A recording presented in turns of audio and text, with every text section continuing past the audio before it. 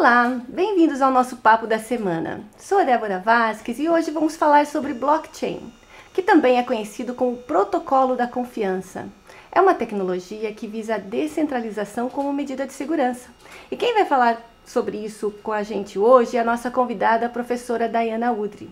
Ela que é formada em Direito pela Universidade Federal do Paraná, pós-graduada em Direito Tributário pelo IBET e mestre em Direito pela Universidade Federal. Ela também faz parte da Comissão da Inovação e Tecnologia da OAB e é Procuradora do Estado do Paraná. Tudo bem? Olá, bom dia a todos. Agradeço em teu nome, o convite da escola. É um maior prazer estar aqui com vocês hoje. Obrigada, o prazer é nosso de te receber. Então vamos falar um pouquinho sobre blockchain. Diga para nós ou explique um pouquinho sobre blockchain, de uma forma sucinta, como o que é o blockchain? Assim, de uma forma bem simplificada, o blockchain seria como se fosse um livro-razão contábil, em que todas as transações que acontecem na rede ficam gravadas naquele livro-razão, tá? É como se fosse um grande banco de dados, digamos assim. E a grande sacada dessa tecnologia é que ela garante uma maior transparência e a maior segurança em razão dessa transparência e da imodibilidade, ou é imodificável as informações que estão inseridas dentro desse livro razão contábil. Tá? A transparência ela é garantida a partir do momento em que você consegue baixar as cópias desse livro-razão em todas as, digamos, a gente fala em todos os nodes da rede, então qualquer um que baixe o programa tem acesso a todas as transações que estão disponíveis nesse livro-razão. E da mesma forma ele é imodificável, porque toda informação para ser inserida dentro do bloco, ele tem que passar por como se fosse uma prova matemática muito difícil, uma criptografia. Uhum. E é uma criptografia essa que é inserida num bloco de informações. E esse bloco também tem uma identidade criptográfica. E quando você eventualmente faz outras transações, ela é validada pela rede e ela vai fazer parte de um outro bloco. E esse segundo bloco, ele traz a identidade desse primeiro bloco. Por isso a gente fala blockchain, porque as informações vão sendo concatenadas como se fossem correntes, um bloco ligado ao outro. Então a gente consegue rastrear toda a origem da informação, porque ela sempre está nos blocos que lhe sucedem. Então isso acaba realmente trazendo maior segurança para as informações que são ali contidas. Porque elas não tem como mudá-las, né? Se você colocou o primeiro dado aqui na primeiro nozinho, no primeiro bloco, ele é imodificável. Você vai acrescentando e esse primeiro não é modificável, é isso? Ele, na verdade, assim, ele em tese poderia ser modificável, mas para ser modificável teria que ter uma força computacional para validar isso tal de 50% mais 1, ou seja, 51% ser mais rápido e maior, que 51% da força computacional de todas as pessoas que participam da rede e que estão distribuídas no mundo todo. O que é muito improvável de acontecer. Por quê? Porque você tem que quebrar a criptografia de uma forma mais rápida. Uma criptografia é essa, por exemplo, você quer mudar a informação do bloco 1. Só que o bloco 1 já tem o bloco 2, o bloco 3, o bloco 4, o bloco 5, que trazem o rastreamento dessa informação do bloco 1. Se você quer mudar essa informação do bloco 1, você tem que ter uma força computacional tal que você tem que mudá-lo mais rápido, bloco 1, 2, 3, 4, e antes que se produza um novo bloco. Por isso é muito difícil. Por isso a segurança é um pouco mais complexa e é forte também. É forte também, exatamente. E como esse blockchain pode ser relevante para o setor público? Como que a gente pode aplicar isso no setor público? Legal a pergunta. Diante dessas características de maior transparência e de realmente imutabilidade das informações, ou dificilmente ser imutável, e a rastreabilidade, ela tem uma aplicação muito grande para a administração pública como um todo. Porque imagine, por exemplo, a parte de registro de notas ou registro de imóveis, por exemplo. Você consegue transformar a informação e colocar ela num livro-razão, num banco de dados que qualquer um pode acessar e verificar a legitimidade e rastreabilidade daquela informação, verificar a origem daquilo. Então, ele te dá muito mais autenticidade, muito mais segurança da informação. Da mesma forma, a gente poderia pensar, eventualmente, no rastreamento das aquisições da administração pública, das compras que a gente faz, medicamentos, por exemplo.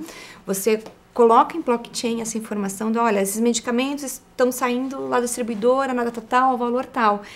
e cada um dos vendas ou transmissões daquelas informações são também registradas nesse blockchain.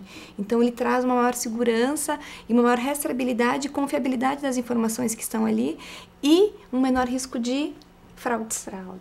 E descentraliza também, né? Completamente. A transparência, você fica todo mundo tem, é como se fosse assim um diário, né? Um livro razão que está aberto a qualquer um que baixar o sistema.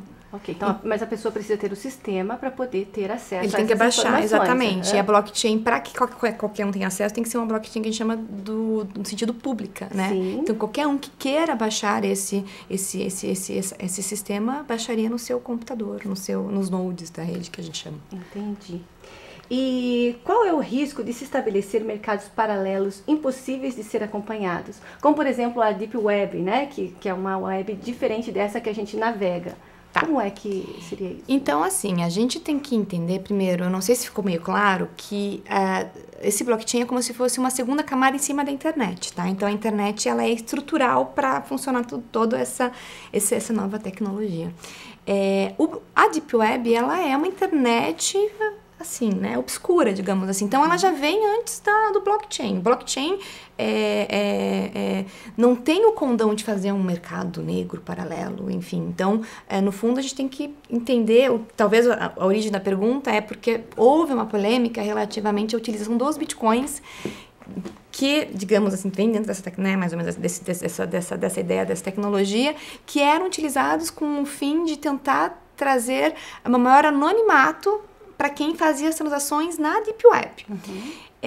Mas isso já é uma falácia, tá? Porque não há um verdadeiro anonimato dos bitcoins. A gente fala de um pseudônimo. Então, para você poder transacionar operações, pagar com Bitcoin as operações que tu faz na Deep Web, você tem que criar suas wallets, que são as suas carteiras virtuais, onde você guarda essas criptomoedas, enfim.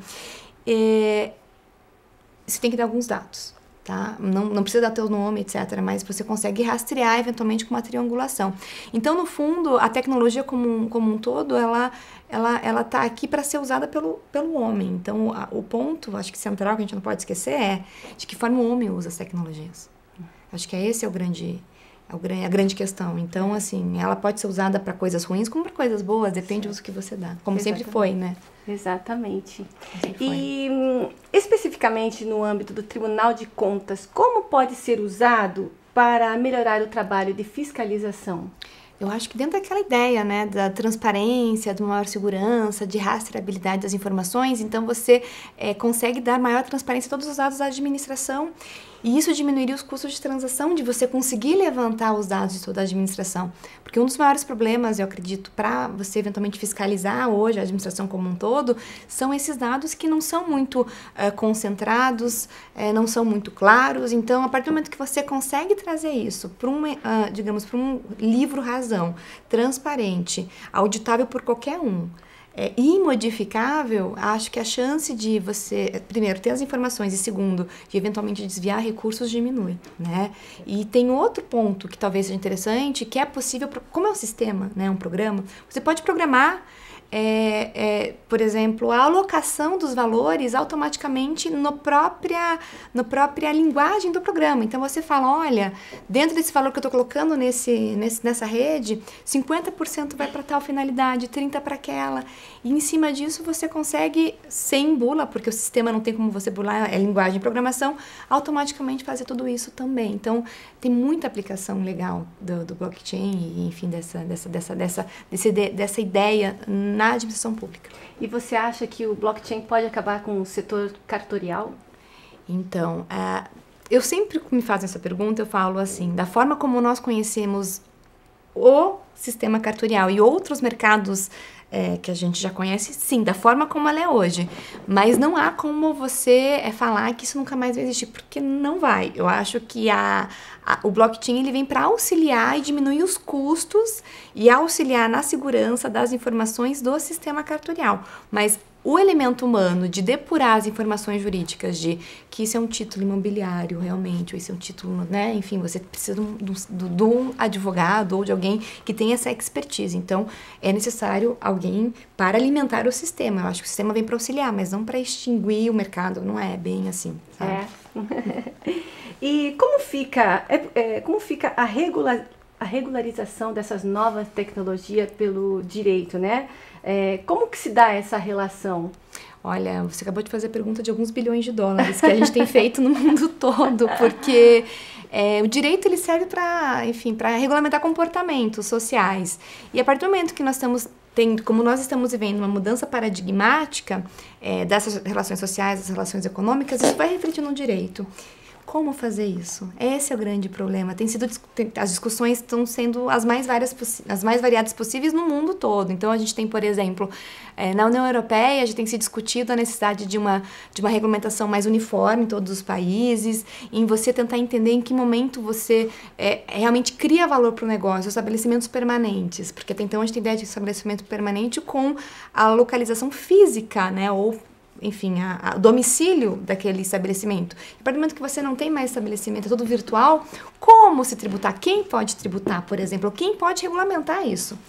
Então, perpassa pela pergunta de onde se cria valor nesses negócios novos, ou até negócios específicos dessa área, como, por exemplo, que a gente viu há pouco tempo o escândalo do Facebook de você estar transacionando informações dos usuários. Então, quem é realmente titular daquele valor? Porque hoje a informação é valor, né, nessa nova era. Como se regulamentar? Se é possível a gente implementar a regulamentação na própria linguagem de programação do sistema. A gente tem falado de lex criptográfica, por exemplo, que a própria linguagem do sistema vai trazer as regulamentações necessárias. Ou seja, é uma discussão muito interessante e realmente é um fantástico mundo novo para o direito. É um mundo completamente novo, né? Dai, muito obrigada pela participação hoje, falando sobre isso. Gente, por hoje é só. A gente vai dar continuidade sobre esse assunto de inovação, falando sobre o Bitcoin no próximo vídeo. Acompanhem com a gente e aproveitem e acessem o nosso site da EGP para ver os nossos cursos online que nós temos para vocês, gratuitos e que certificam, ok? Obrigado pela participação, até o próximo vídeo. Tchauzinho!